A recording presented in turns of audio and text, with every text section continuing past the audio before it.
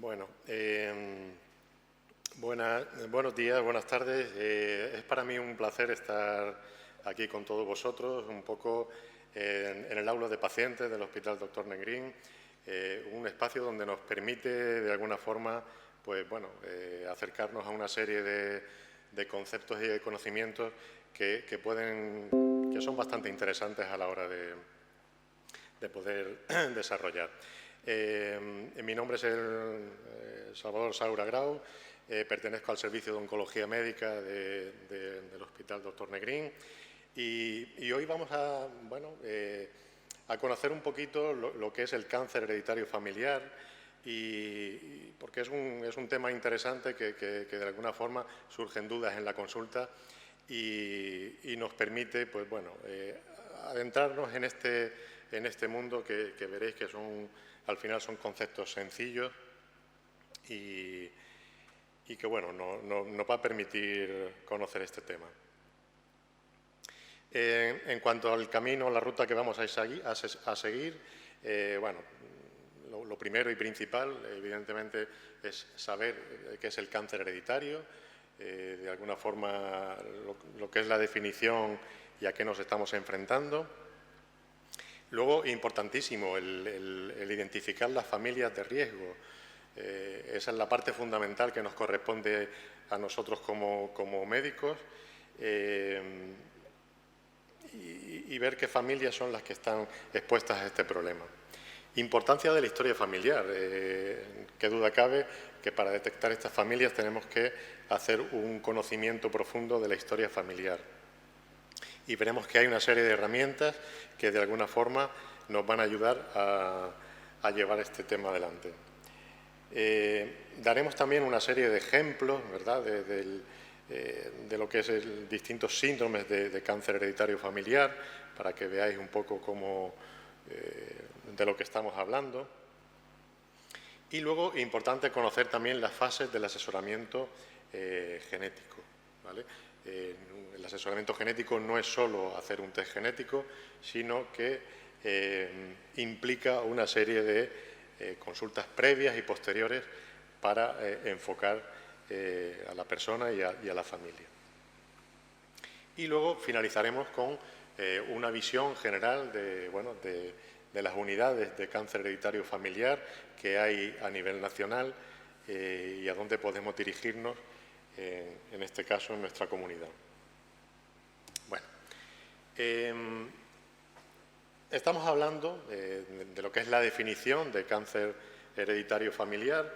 Es un tipo, como dice aquí, es un tipo de trastorno hereditario que se caracteriza porque hay un riesgo más alto de lo normal de desarrollar ciertos tipos de cáncer, ¿vale? Este es el primer concepto importante. Estos síndromes generalmente obedecen, como dice ahí, a mutaciones. Estamos hablando de una serie de cambios a nivel genético, estas mutaciones que se transmiten de padres a hijos. Y este es el otro concepto importante. Por un lado, tenemos un mayor riesgo de desarrollar distintos tipos de tumores y, por otro lado, el concepto de alteración. Hay una mutación que, insisto, se transmite de padres a hijos. Y luego también se caracteriza porque hay una distribución específica del cáncer de la familia. Lo veremos luego con una serie de ejemplos donde vemos pues, que hay un patrón, pues, que a lo mejor hay familias con cáncer de colon, cáncer de mama y ovario, etc. Tenemos que tener en cuenta también, porque claro, hay veces que nos encontramos con familias donde se unen distintos tipos de cánceres y a veces pues, nos surge la pregunta, bueno, ¿realmente estoy en mi familia o mi familia está predispuesta a este síndrome de cáncer hereditario? Bueno, pues esto es lo que tenemos que analizar y es la pregunta que tenemos que responder. ¿Estoy en mi familia que tengo 4 o 5 tipos diferentes de cáncer ante un cáncer hereditario? Bueno, tenemos que tener en cuenta que no siempre. Y esto es importante tenerlo en cuenta. Solo entre un 5 y un 10% de los cánceres se consideran hereditarios, es decir, que se transmiten de padres a hijos. Como veis, el porcentaje es bajo, no es un porcentaje alto.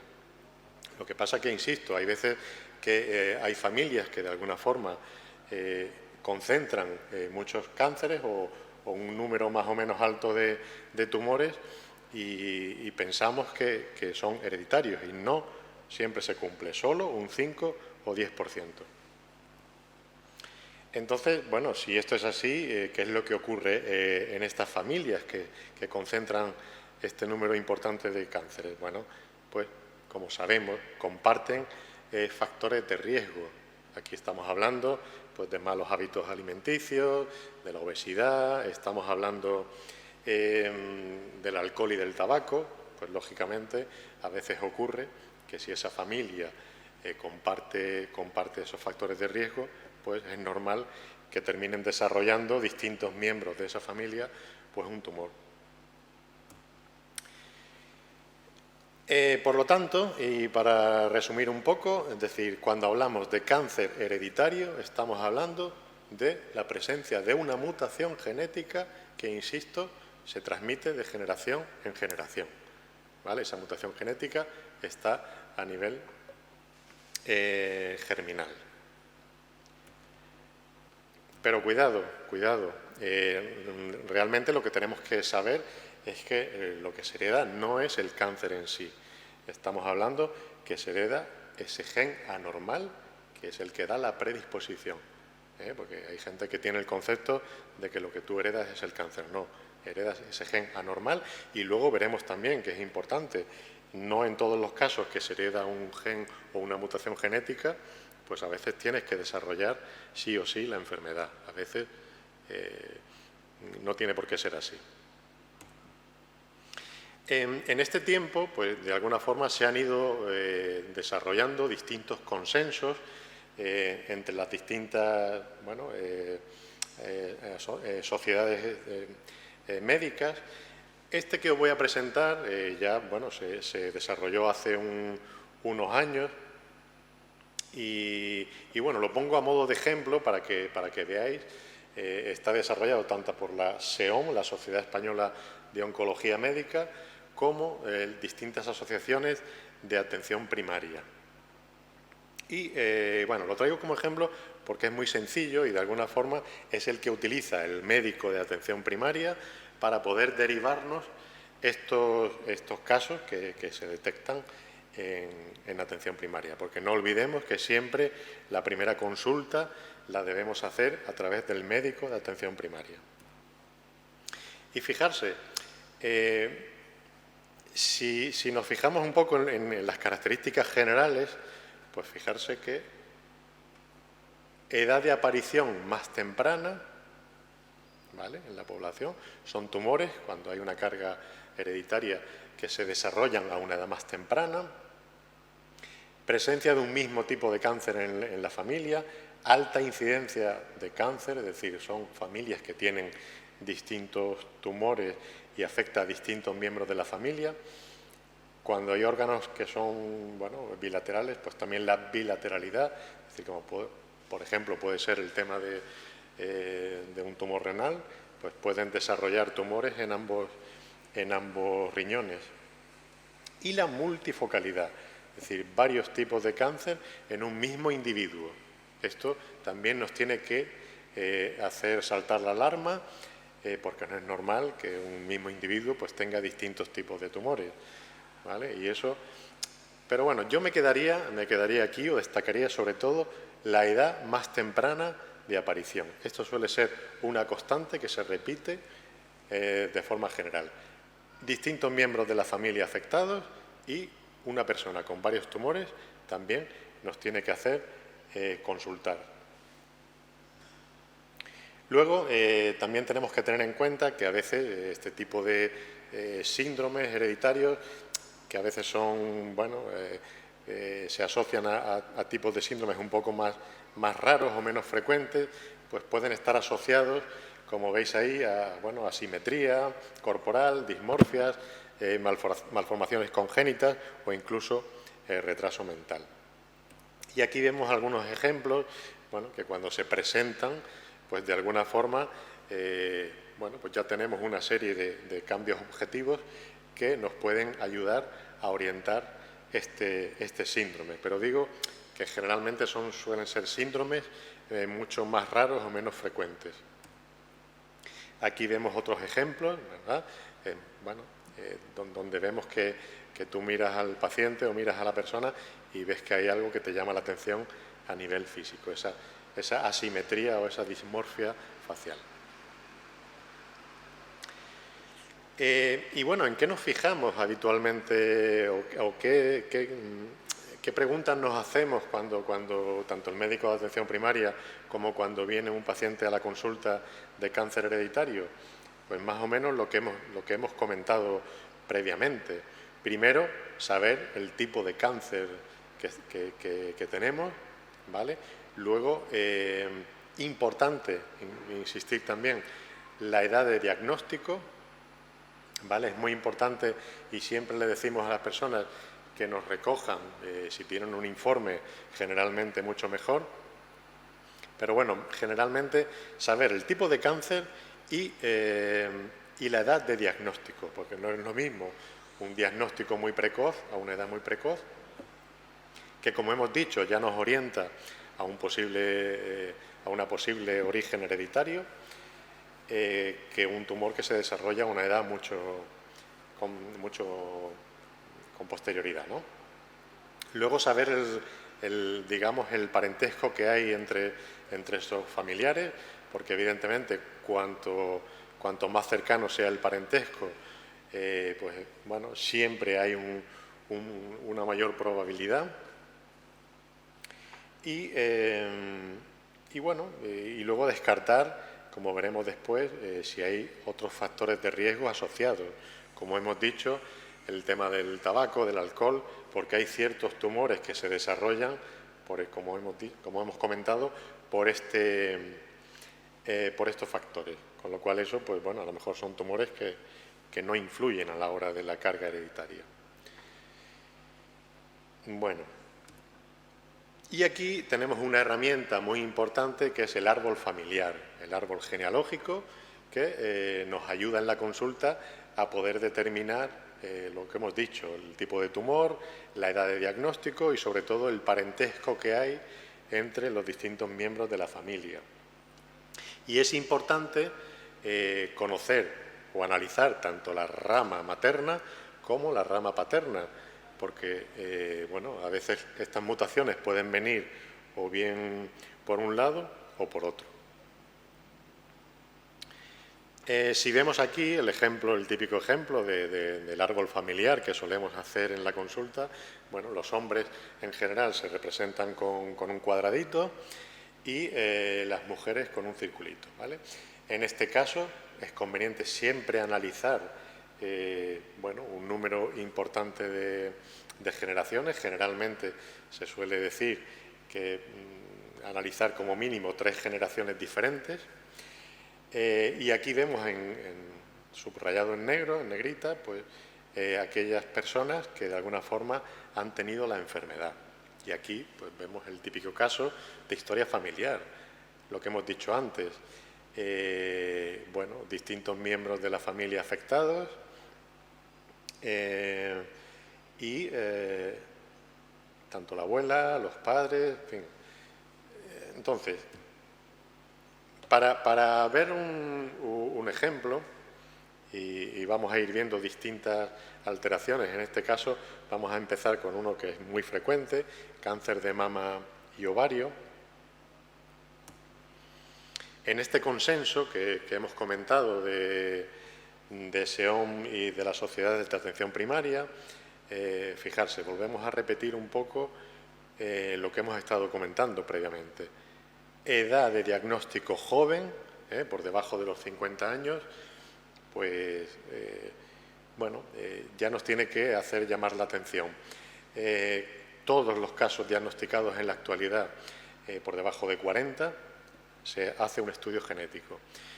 Comentar que, bueno, que como he dicho, este consenso se hizo ya hace unos años y de alguna forma algunas de las cosas o de los criterios que se presentan ahí han cambiado en en un consenso más reciente. Pero bueno, mi intención era, para que veáis un poco, a modo de ejemplo, bueno, pues cáncer de mama en el varón, cuando se da, pues evidentemente también nos tiene que hacer saltar esa alarma, porque no es tan frecuente que en el varón se desarrollen tumores de mama. Cáncer de mama bilateral, uno de ellos por debajo de los 50 años. Bueno, dos casos o un caso de cáncer de mama y ovario en la misma familia. Como veis, es decir, hay una serie de criterios definidos y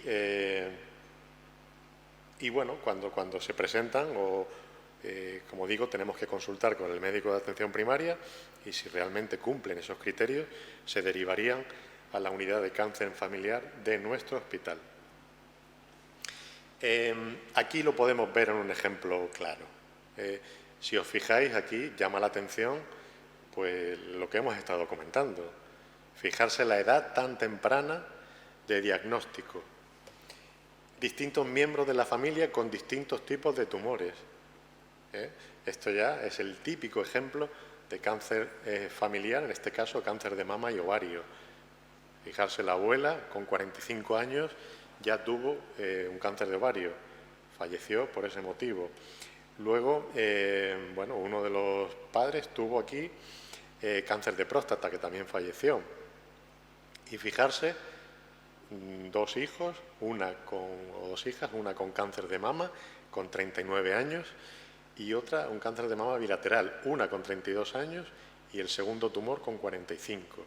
Y tenemos aquí otro familiar con 35 años, diagnóstico de cáncer de mama. Como insisto, este es el claro ejemplo de cáncer familiar. Efectivamente, se hizo un estudio genético y se vio que había una mutación en el BRCA1 que asocia, como vemos, cáncer de mama, ovario, próstata e incluso tumores de páncreas.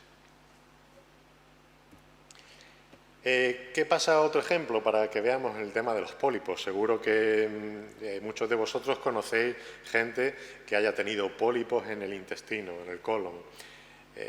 Bueno, pues son pólipos que pueden ser de gran tamaño, otros más pequeños, pero bueno, como digo, seguro que conocéis casos que hay gente, como dice aquí, que puede desarrollar hasta más de 100 pólipos en el intestino. Ahora veremos algunas fotos. Bueno, pues son casos muy dramáticos y que a veces pues es muy complicado hacer un seguimiento. Aprovecho un poco que estamos hablando del tema del colon para recordar que en la actualidad podemos hacer el diagnóstico precoz con una prueba que se hace en atención primaria, que es el diagnóstico del test de sangre oculta en heces. Simplemente es recoger una muestra de heces, analizarla y si hay restos de sangre, bueno, pues nos obligaría a hacer una endoscopia porque puede ser efectivamente que tengamos algún pólipo que esté provocando ese sangrado. Por lo tanto, es una prueba sencilla y que se puede hacer a partir de los 45 o 50 años, ¿vale? Aquí vemos fotos, pues fijarse, bueno, son, como he dicho, hay pólipos que son de gran tamaño, otros pólipos que son más pequeñitos, pero fijarse la cantidad de pólipos que hay en este intestino. Estamos hablando de una poliposis familiar. Si lo vemos un poquito en mayor aumento, fijarse, esto es muy complicado de poder eliminar. Cuando tú tienes un pólipo, en fin, o pocos pólipos, el endoscopista, el digestivo, lo que puede hacer es eliminarlo sin ningún problema, pero con este intestino tan lleno de pólipos es muy difícil hacer un seguimiento y es muy difícil pues poder quitarlos todos. Por eso, cuando se dan estas circunstancias, lo que tenemos que hacer, o lo que hace el digestivo, en este caso el cirujano, es extirpar pues, una parte del colon o la mayor parte del colon que esté afecto por esta enfermedad. Y estamos hablando pues, de una colectomía total, en fin, una colectomía parcial, dependiendo de cada caso. Pero bueno, son casos, como digo, dramáticos y que, bueno, a lo mejor no son tan frecuentes y lo más frecuente es tener un menor número de pólipos. ¿Qué pasa con el cáncer gástrico? Pues también es un tema que también a veces se asocia al cáncer hereditario familiar. Y tenemos familias pues, que desarrollan tumores gástricos con relativa frecuencia. Fijarse, mínimo 2 tipos de tumores gástricos en la familia, que suele ser de una histología, como podéis ver ahí, una histología concreta, una histología difusa, un cáncer difuso, y generalmente, de nuevo se repite, diagnosticado antes de los 40 años. A veces se asocia incluso tumores de mama, ¿vale? de histología lobulillar, y bueno, pues en este caso pues también hay un gen que podemos estudiar y que nos puede decir si hay realmente una mutación genética. ¿Qué se hace en estos casos? Pues a veces, pues hacer una cirugía preventiva, es decir, es un tipo de tumor que a veces se escapa o se puede escapar con facilidad al seguimiento endoscópico y a veces pues lo que se hace es proponerle al paciente una cirugía para quitarle el estómago o parte del estómago o la gastrectomía total para evitar que se desarrolle la enfermedad, porque es un tipo de mutación que desarrolla la enfermedad, pues como en este caso, prácticamente en casi el 100% de los casos. Dentro, como hemos dicho, eran una serie de ejemplos para tener una idea de lo que estábamos hablando y como podéis ver en esta otra diapositiva, son muchos, es decir, los más frecuentes son los que están aquí, al lado izquierdo. Estamos hablando de mama y ovario, estamos hablando del colon con la poliposis o con el síndrome de Lynch, tumores gástricos, melanoma, próstata y renal.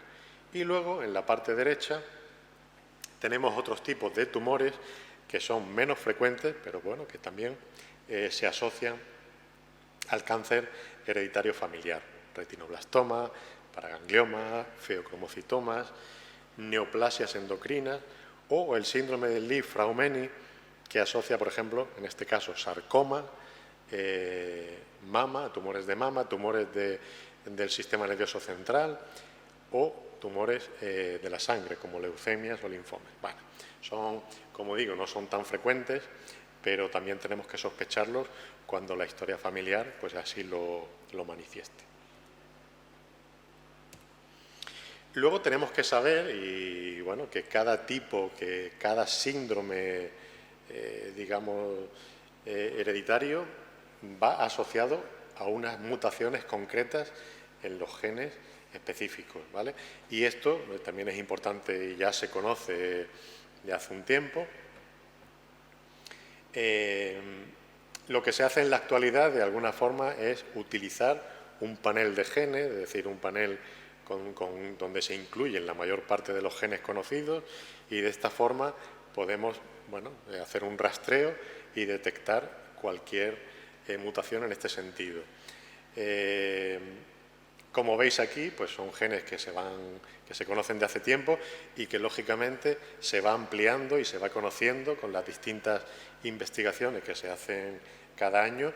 Se incorporan nuevos genes que vamos añadiendo a este panel genético para ir ampliando y descartando otras alteraciones.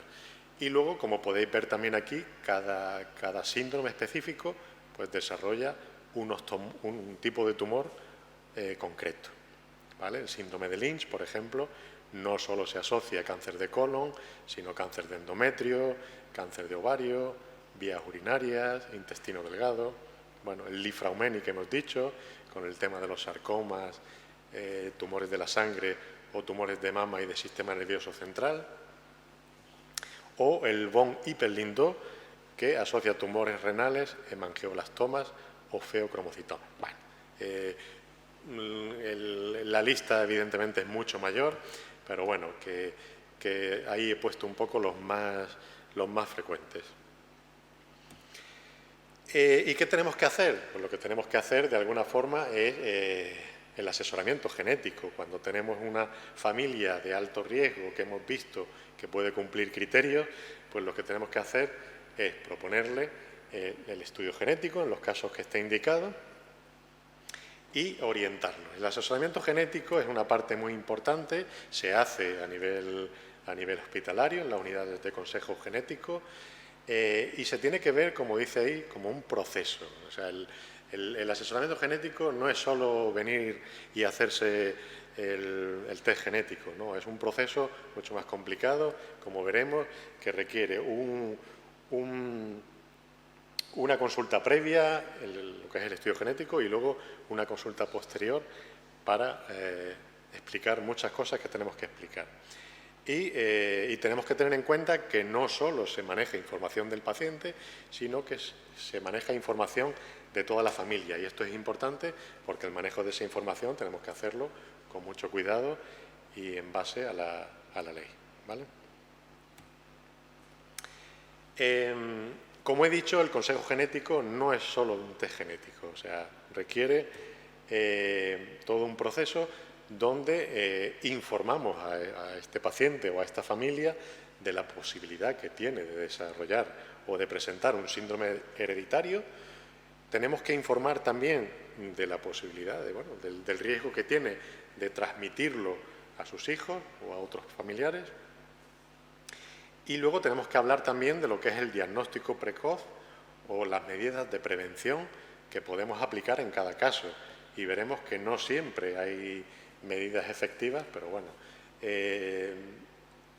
Como veis, son muchas cosas que tenemos que abordar y normalmente se requieren varias consultas para abordar todos estos puntos. De forma esquemática lo podéis ver, aquí. Para mí la más importante, o las dos consultas más importantes, es el asesoramiento pretest, es decir, la consulta que hacemos antes de hacer el test genético, y luego, una vez tengamos el test genético, ayudar a esa familia y a ese paciente en función de los resultados que hayamos tenido. Como digo, el test genético es sencillo, no es complicado, y el análisis de la muestra que se hace en laboratorio pues tampoco tiene mucho misterio.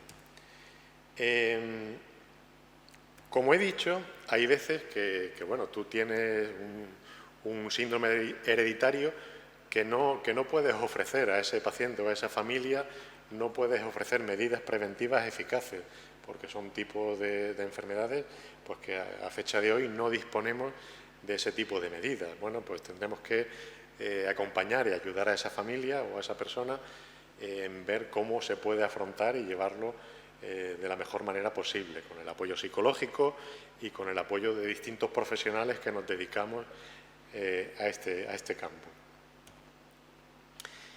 ¿Por qué es importante el consejo genético pretest o la consulta pretest?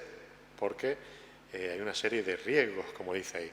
En la consulta pretest, como vemos aquí, proporciona información, o hay que proporcionar información sobre los riesgos, beneficios y limitaciones del estudio genético. ¿Cuáles son los riesgos?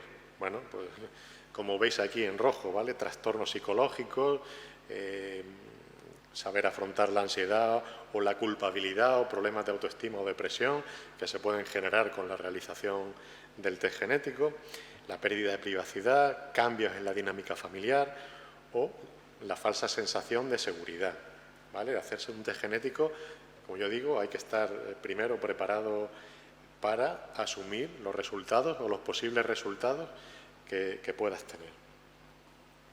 ¿Cuáles son el beneficio? Pues está muy claro, individualizar el riesgo, es decir, si hay una mutación en la familia y tú te haces el test genético y no tienes dicha mutación, pues puedes estar tranquilo que de alguna forma no tienes ese mayor riesgo que tienen las personas que han tenido o que sí heredan esa mutación.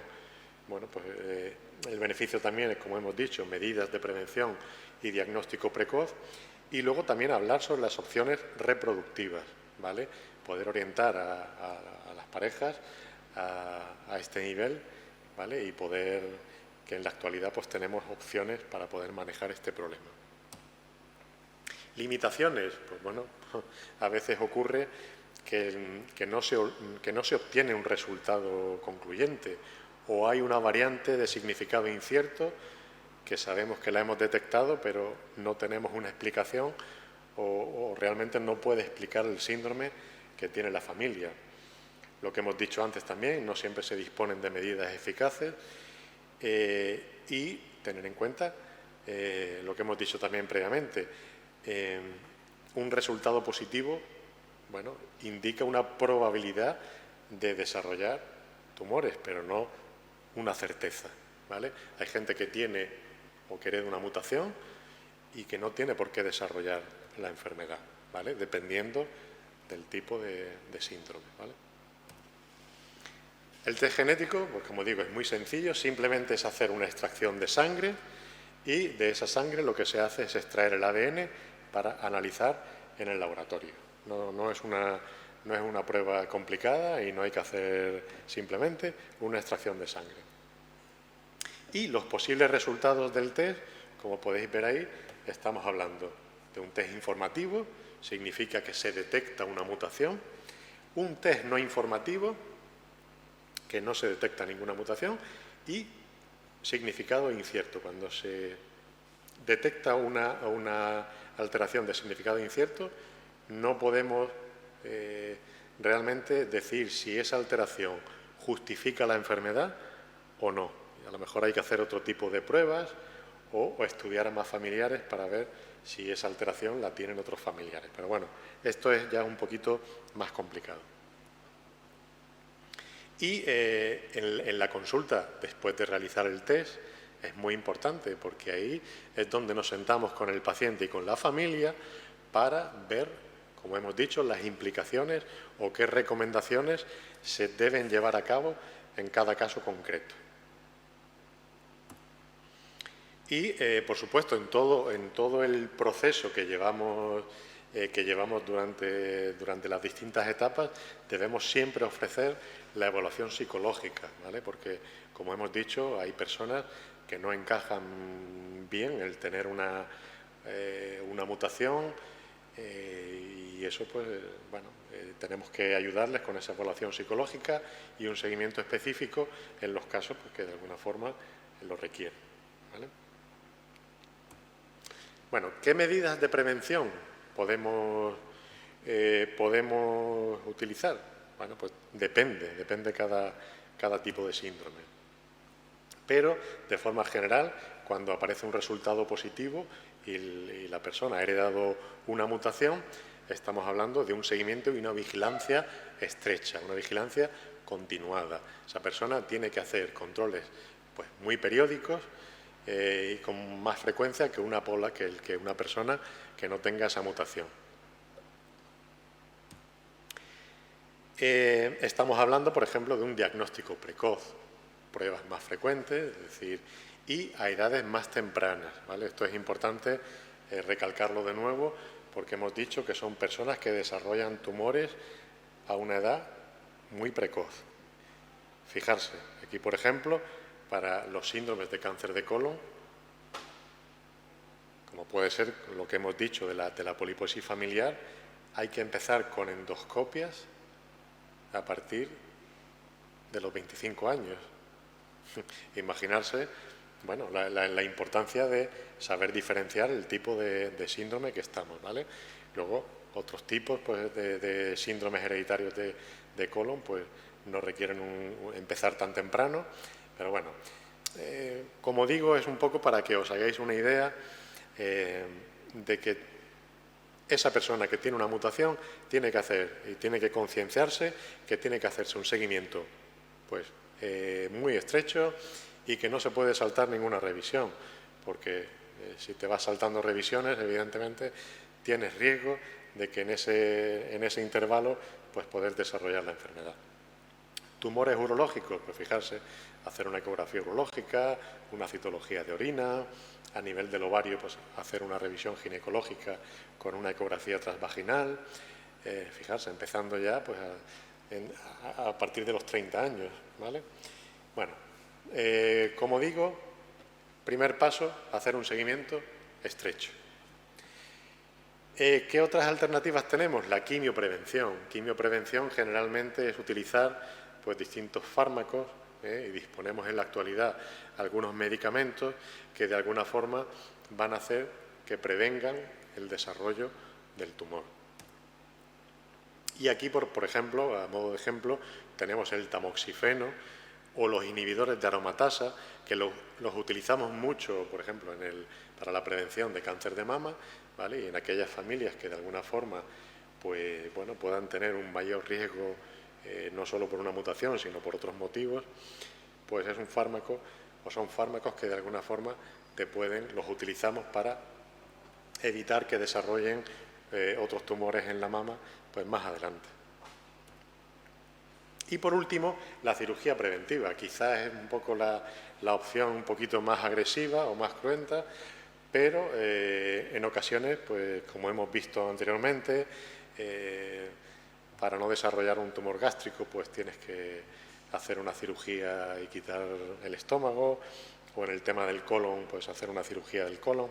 Bueno, aquí tenemos el caso que saltó hace unos años a los medios de comunicación de la actriz esta de Hollywood, bueno, que de alguna forma tenía una mutación en su familia y bueno, y ella pues la heredó también, y lo que decidió es valorar un poco, es decir, poner en la balanza o bien hacer un seguimiento estrecho o bien, en este caso, optó por la opción quirúrgica. Y se hizo una mastectomía bilateral, y también se hizo una salpingo o forectomía bilateral, es decir, se quitó tanto los ovarios como las trompas, ¿vale? Y estos es un tipo de cirugía que se puede hacer en la actualidad en aquellos casos pues que la paciente no se plantee un seguimiento o que sea un seguimiento muy complicado, pero bueno, tenemos siempre, insisto, es decir, son alternativas quirúrgicas que son más cruentas, y bueno, a lo mejor te puedes plantear simplemente, insisto, lo que es un seguimiento con mamografía y demás. Bueno, ya cada persona, digamos, decide un poco las opciones en función de sus preferencias. Nosotros llevamos ya unos años trabajando en este campo. La verdad que estamos orgullosos del trabajo que estamos haciendo. Formamos parte de un equipo multidisciplinar donde están pues, cirujanos, donde están endocrinos, donde están anatomía patológica, es decir, hay toda una serie de especialistas de digestivo, toda una serie de miembros que formamos el comité, que se creó ya hace unos años, y bueno, y como podéis ver, pues bueno, esto es un comunicado que se hizo el año pasado, donde se analizó en nuestro laboratorio, estamos hablando de nuestro laboratorio propio, y que afortunadamente pues, nos permite ser mucho más ágiles, porque hasta hace unos años, un tiempo, teníamos que mandar esas muestras de sangre a laboratorios de la península, y eso evidentemente pues, retrasaba todo el proceso. En la actualidad pues tenemos nuestro laboratorio y nos facilita mucho el trabajo. Y para finalizar, pues bueno, saber dónde nos podemos dirigir. Como podéis ver aquí, bueno, a nivel nacional, todas las comunidades cuentan con unas unidades de asesoramiento genético, y bueno, en nuestra comunidad canaria pues tenemos tanto centros en Tenerife como en Gran Canaria, ¿vale? Los 4 grandes hospitales cuentan con un laboratorio y con una unidad de cáncer hereditario, y en este caso, pues bueno, yo soy el responsable de la unidad clínica de nuestro hospital en el servicio de oncología médica, y se nos derivan pacientes de todas las especialidades y desde atención primaria. Y el laboratorio de estudios genéticos pues le lleva la doctora Pino Afonso, que es donde, insisto, se hacen todos los estudios y bueno, nos facilita. Esto lo podéis consultar en la página de la SEOM, la Sociedad Española de Oncología Médica, y allí podéis ver, pues insisto, a nivel nacional, todos los puntos donde podéis hacer este tipo de asesoramiento. Y sin más, pues agradecer a todos los que estáis conectados y los presentes, pues bueno, la asistencia al evento, y espero que haya servido, como he dicho, pues para resolver dudas que a veces te planteas y que a veces son o uno tiene conceptos erróneos. Pues muchas gracias. No sé si habrá alguna pregunta aquí en la sala o online, y por mi parte, pues de nuevo agradecer al aula de pacientes el espacio.